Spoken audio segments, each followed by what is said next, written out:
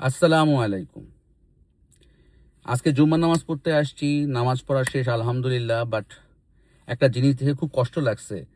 মানুষ এতটাই ব্যস্ত, সারাদিন তো আমরা মসজিদে আসতে পারি না। কর্ম, জীবনযাপন, আমেরিকা খুবই ইয়ে। তো নামাজ পড়তে আসছি, মসজিদে এসে হুজুর খুতবা বলতেছে, খুতবা শুনতেছি, but I use my phone. Why everyone use phone every time?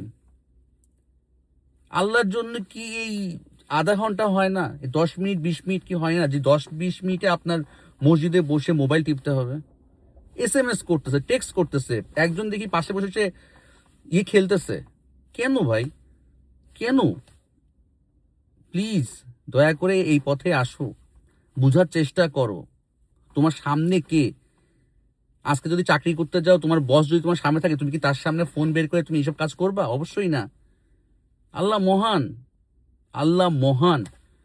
কেন এরকম করতেছো? এই 7 দিনে একটা দিন জুম্মার নামাজ পড়তে আসো, তাও যদি এরকম করো, এটা কি ঠিক? প্লিজ বোঝার চেষ্টা করো বন্ধুরা। ধন্যবাদ। আসসালামু আলাইকুম।